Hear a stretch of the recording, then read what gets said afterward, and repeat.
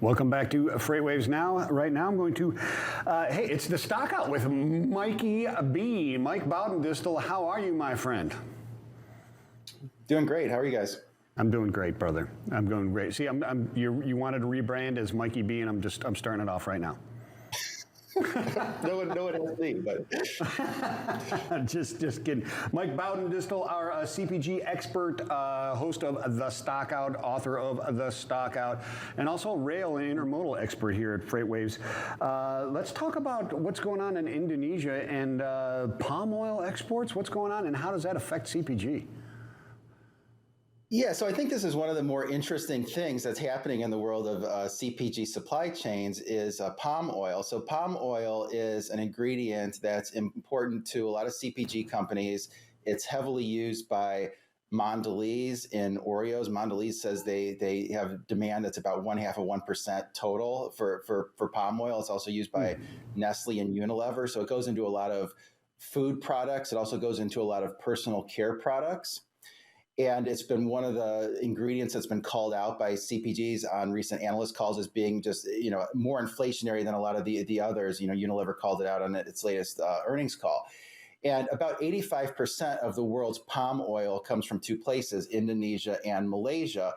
And those countries, particularly Indonesia, has been, concerned with the rising food prices, what that will have on its domestic, consumption. Its domestic food prices. Are people going to be able to afford food? So they're taking more protectionist measures to disallow, exports to keep prices low there domestically. And so over the weekend, the markets just sort of got whipsawed. At first, they said, well, we're going to ban exports of palm oil completely. Then they came back and said, well, actually, that would hurt the processors and packagers and refiners that we have in Indonesia. So we're not going to do that. We're just going to ban the raw material. You can still have the packaged refined version. And this came after earlier in the year, they said the 20% had to be set aside for domestic consumption. They took that away. So basically, Indonesian government is making it difficult for CPG companies that buy the palm oil to plan. It's not clear that some of the contracts that are in place are going to be honored. And so for all those reasons, the vegetable oil prices have been rising, and palm oil competes with all these other vegetable oils. Like if you look at a package of Oreos, one of the first ingredients says palm oil and or canola oil, which is a good example that you can substitute other vegetable oils. But all these vegetable oils tend to trade kind of together. So they've all been rising, and they were rising before the Ukraine situation, but the Ukraine situation made things worse because Ukraine's exporter of sunflower oil, and that's one of the vegetable oils that competes with all these other vegetable oils. So it's just one of these many cost impacts that are taking place on CPG ingredients that only seem to be getting worse. You look at the prices of this, these vegetable oils are up about 40% year to date. They're up about 80% year over year. Seem to be getting worse, and seems like companies are going to have to have more trouble finding the vegetables oils they need in different places. And other countries are starting to take measures to be more protectionist too. You saw, Argentina has raised taxes on soybean oil, which is a vegetable oil that competes with palm oil in some cases. So it's a concern if the countries that grow agriculture products take a protectionist measure for the benefit of their own citizens. You're concerned that countries that don't grow a lot of crops are going to have enough food, to say nothing of rising food prices. Kind of really curious, when we're talking about palm oil and substitutes as well, those oils are heavily important for CPG manufacturing. Is there a situation, when we're looking at, we saw, you said 80% up year over year, is that a large portion of kind of their budget? How big of a hit in terms of passing off prices to the consumer would you predict? Is this a big deal, or is this a relatively small piece of their overall ingredients? It's hard for me to know exactly, what portion of their ingredient budget is something like a palm oil or a vegetable oil. What I will say is, most CPG companies, if those that do talk about how much ingredients have of an impact on their financials. Ingredients tends to be about 50% of their cost of sales. I mean, a lot else will go into that. Packaging, any contract manufacturing, those type of things, transportation costs, of course. But the ingredients is the biggest component, and all the ingredients seem to be rising pretty sharply. It's vegetable oils are sort of taking the lead. I mean, you can sort of surmise that if global food prices per some of these indexes are up about 25%, vegetable oils rising 40%. It's sort of leading the pack, but it's not like it's really the exception. Yeah. So, Michael, let's switch gears a little bit here. So the Surface Transportation Board is having hearings, I believe, today and tomorrow, talking public hearings, I guess, about rail service issues and some things that are going there. Do you have any thoughts about that? What do you expect to come out of these hearings or anything?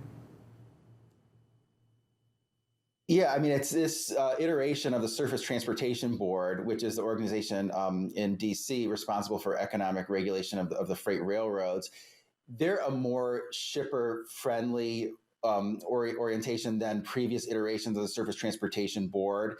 And you look at the letter that they put on their website describing what's going to take place the next couple of days, and they are very concerned about the service levels, and they've said, well, we're seeing all these issues of service deterioration, including agriculture and others, and they're sort of alluding to that they're going to take some action that goes beyond the action they've already taken, which is requiring the railroads to report just more service-related data, which they've already made them do. So I think there's going to be a lot of examples of service failures that we're going to hear from shippers, and the railroads, I think, are going to blame the labor situation, that there were labor issues caused by COVID, and it takes a long time to train a railroad worker. You can't just hire someone and have him be productive the next day. It takes a number of months for him to really get ramped up and be able to perform the job safely. So I think that's going to be sort of the counterpoint in a nutshell. But you might think that at some point the Surface Transportation Board takes some regulatory measures that service levels have to hit certain thresholds, but it'll be interesting to see. I know Joanna Marsh, our railroad reporter, is down there in D.C. And we'll bring back a number of articles on that. Yeah, I would imagine so. I mean, hey, service stunk, but there's reasons for it. Let's look into it and make sure we're on the right track is what I'd like to see personally. But I'm not a big government regulation and mandate type of person. That's just me personally. But Mike, real quick, what you got coming on the stock out? So I'm looking also at what these companies are reporting in earnings and trying to pick out sort of what that says about the transportation supply chains, and it's been interesting so far. I mean, for all the anecdotes we're hearing about consumers pulling back, haven't seen as much evidence of that in CPG. Now, it may just be this is not where people cut their budgets quickly. I mean, you're seeing people not renew their Netflix subscriptions, not buy as much clothing, not pay as much on entertainment, and you see stadiums start to have empty seats and things like that. But CPG demand seems to be holding up, and some of the companies are still saying, well, their inventories are not as high as they'd like them to be. So that I think food is an exception there, and some are still saying that transportation costs are still going to be a headwind in 2022, just because you're comparing them against a period where the contract rates were lower. So even though we're talking about a trucking bloodbath, a lot of the contracts are being renewed at higher levels. So it's still a headwind for a lot of the CPG companies. Yep, excellent stuff. Check him out. The stock out. Check out his stuff on FreightWaves.com. Thank you so much, Michael. You have a wonderful rest of your week, and we'll catch up with you a little bit later. Right now, I'm going to toss it to a quick break, and we'll be right back.